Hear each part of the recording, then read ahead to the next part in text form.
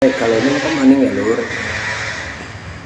Sebelumnya assalamualaikum warahmatullahi wabarakatuh. Nama saya Maulana Faiz Adia dari 1 KPIA. Di sini saya akan menjelaskan mengenai bab 2, yaitu potret masyarakat Jawa Tengah bagian barat selatan atau Banyumasan pra-Islam. Ada 2 poin penting yang terkait dalam bab 2 ini, yaitu 1, kehidupan sosial politik, dan yang kedua, kehidupan ekonomi masyarakat. Kali ini kita akan membahas poin yang pertama terlebih dahulu, yaitu kehidupan sosial politik. Pembahasan mengenai Banyumas sebelum Islam tidak bisa dipisahkan dari sejarah 2 kerajaan besar yang menguasai bumi Jawa, yaitu Kerajaan Majapahit di Jawa Timur dan Pajajaran di Jawa Barat. Alur Majapahit yang kemudian membentuk Banyumas bisa ditelusuri pada sejarah berdirinya Kadipaten Wirasaba I pada abad ke-15, sementara jalur kerajaan Pajajaran dapat ditemukan pada sejarah berdirinya Kadipaten Pasir Luhur pada abad ke-14 sampai ke-15. Setelah 2 kerajaan besar tersebut, kerajaan-kerajaan di Jawa Tengah bagian timur seperti Demak, Pajang, dan Mataram mengambil alih wilayah Banyumas dengan membangun Kadipaten Wirasaba II dan Kadipaten Banyumas pada abad ke-16 sampai ke-19.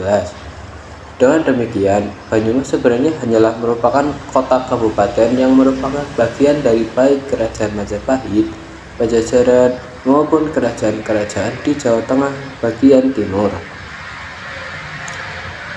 Dalam babat Wirasaba diceritakan mengenai asal-usul Jaka Katuhu dan Raden Pakuwon atau Adipati Wirahudaya, yang saat itu menjadi Adipati 1 di Kadipaten Wirasaba I pada abad ke-15. Pada saat itu, wilayah Kadipaten Wirasaba I merupakan bagian dari wilayah Kerajaan Majapahit II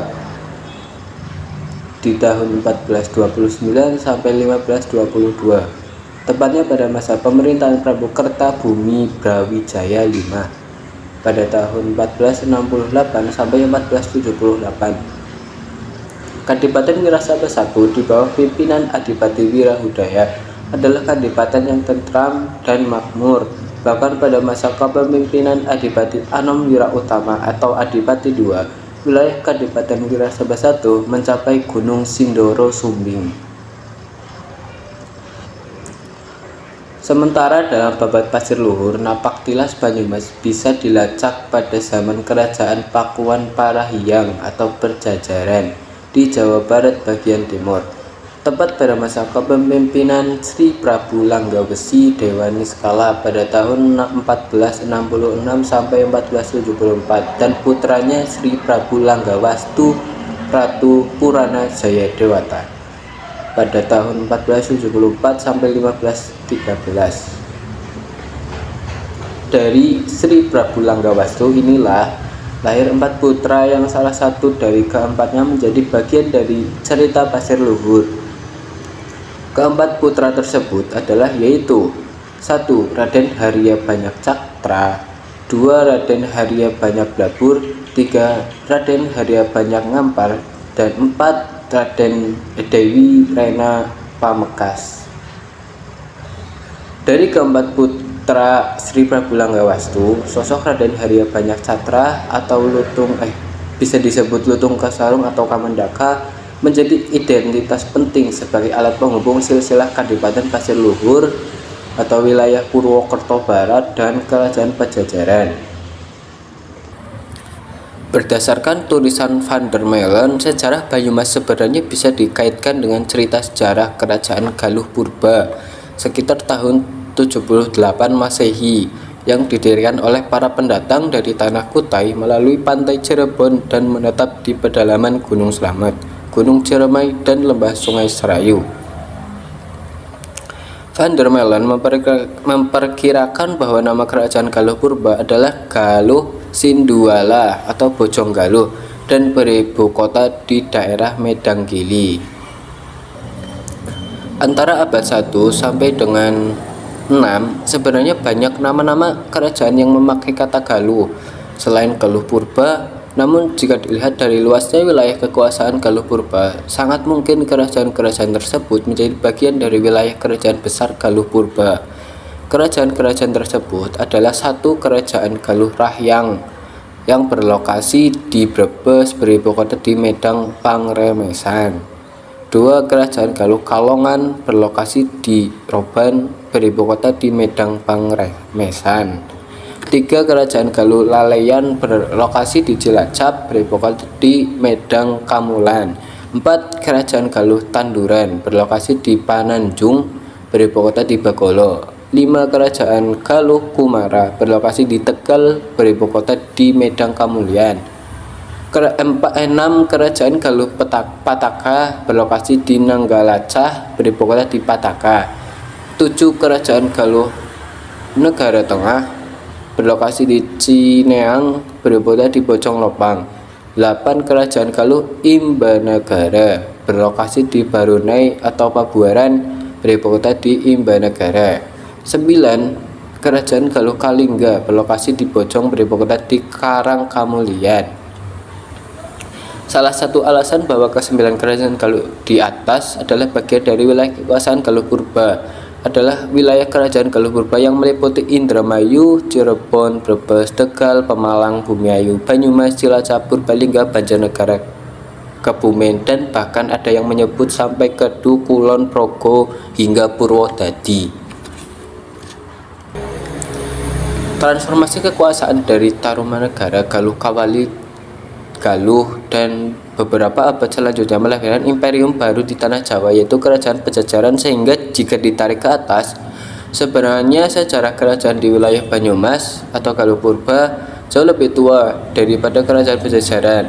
Namun keberadaan Kadipaten Pasir Luhur yang pernah menjadi wilayah kekuasaan Pajajaran juga memiliki dimensi historis tersendiri, bahwa Pajajaran pernah memiliki dominasi kekuasaan atas wilayah Banyumas.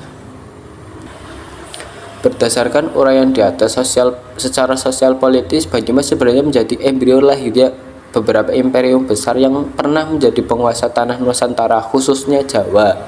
Namun pembuktian di atas fakta tersebut selama ini selalu mengalami kendala akibat rentang waktu yang terlalu jauh, seperti Galuh Purba sampai Medang.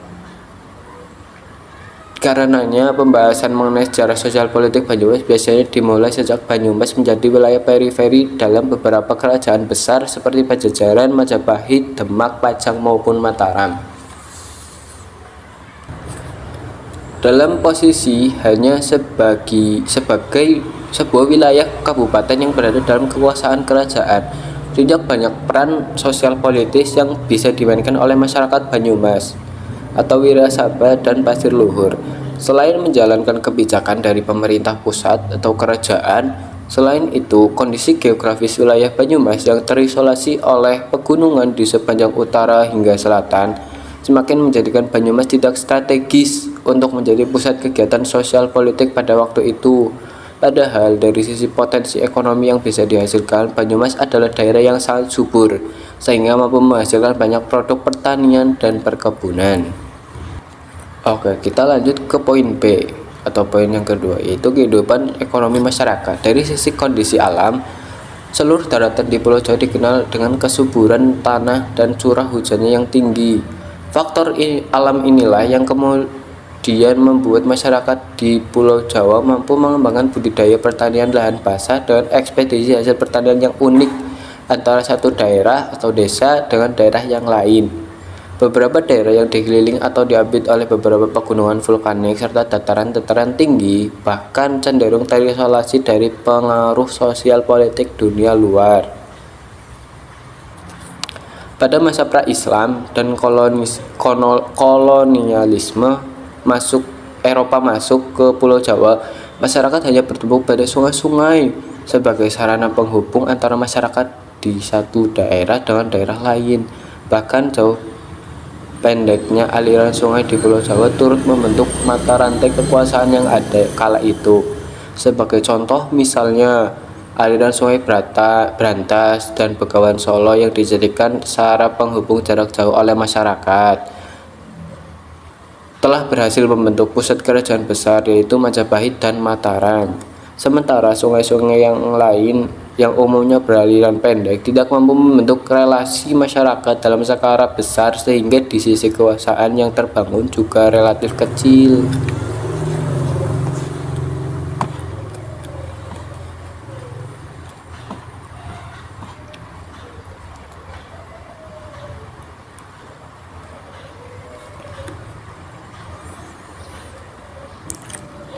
Pola perekonomian masyarakat Jawa, termasuk Banyumas, sedikit mengalami perkembangan ketika memasuki abad keempat, di mana kerajaan-kerajaan besar di Jawa seperti Tarumanegara, Mataram, Majapahit, dan Mataram mulai membuka jalur perdagangan dengan negara-negara lain di kawasan Asia seperti India dan Cina. Pada masa ini, masyarakat tidak lagi hanya mengandalkan sungai sebagai jalur distribusi perekonomian, tetapi juga laut dengan berbagai dermaga dan pelabuhannya. Profesi masyarakat juga berkembang, tidak lagi hanya menjadi petani, melainkan ada beberapa yang menjadi pedagang, eksportir barang, atau penguasa. Oke, selanjutnya nyongar bahas Islam di Jawa Tengah atau khususnya daerah Banyumas ya pada masa saat ini. Ada 3 poin, yaitu yang pertama kebangkitan Islam Puritan, yang kedua tren Islam moderat, dan yang ketiga tren Islam liberal. Yang pertama kita bahas kita pertama bahas poin ke-1 dulu, yaitu kebangkitan Islam Puritan. Di era saat ini banyak terdapat klaim kontradiktif yang dibuat atas nama Islam. Gerakan purifikasi atau pemurnian Islam menjadi fenomena yang terus digulirkan dalam sejarah peradaban Islam di berbagai negara termasuk Indonesia. Hal ini ditemukan pada gerakan Puritanisme yang lahir sebagai paham baru yang dipelopori gerakan Wahabi pada abad ke-18 dan Salafi pada akhir abad ke-19.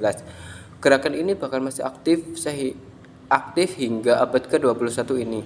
Puritan menurut Karen Armstrong merupakan agama yang diyakini oleh sekelompok orang yang sangat teguh berpegang pada peraturan-peraturan berdasarkan interpretasi harfiah murni yang bersumber dari kitab suci dan tradisi-tradisi Islam pada masa awal. Puritanisme bertujuan untuk mengajak umat Islam kembali ke sebuah identitas Islam otentik melalui implementasi kembali hukum syariah. Menurutnya, tradisi jurisprudensi klasik hanya dianggap sebagai cara berpikir yang menyesatkan. Lalu kita lanjut ke poin B atau poin kedua, yaitu tren Islam moderat. Indonesia merupakan negerinya kaum muslim moderat. Demikian diungkapkan Abdurrahman Wahid sejak masa pasca Soeharto. Indonesia sebagai negara muslim terbesar di negara demokrasi ketiga setelah India dan Amerika Serikat.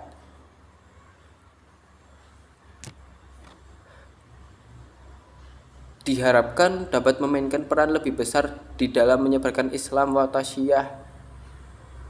Asyu Mardi Azra memandang bahwa Islam Indonesia adalah Islam with a smiling face yang penuh damai dan moderat, sehingga tidak ada masalah yang modernitas, demokrasi, HAM, dan kecenderungan lain di dunia modern. Awal abad ke-20 ditandai lahirnya gerakan-gerakan Islam monumental atau kesan yang menimbulkan sesuatu yang besar. Gerakan Islam tersebut telah mengukir tinta emas baik untuk kebangkitan Islam maupun pergerakan perjuangan kemerdekaan di Indonesia yang kemudian dikenal dengan organisasi kemasyarakatan Islam. Namun, secara umum ormas-ormas Islam tersebut lebih pada 2 organisasi Islam terbesar di Indonesia ini, seperti Muhammadiyah yang berdiri pada tahun 1912 dan Nahdlatul Ulama yang berdiri pada tahun 1926. Tetap menjaga dan memperkokoh posisi dan perannya dalam dinamika kehidupan umat, bangsa, dan dunia global sebagai kekuatan dakwah dan misi Islam sebagai rahmatan lil alamin. Lalu kita lanjut ke poin yang ketiga, yaitu tren Islam liberal. Lahirnya pemikiran Islam liberal di kalangan pemikir dan intelektual Indonesia tidak dapat terlepas dari pengaruh dari para pemikir barat yang menggagas liberalisasi Islam. Gerakan liberalisasi Islam, pemikiran Islam yang akhir-akhir ini semakin marak, sebenarnya lebih berunsur pengaruh eksternal daripada perkembangan alami dari dalam tradisi pemikiran Islam.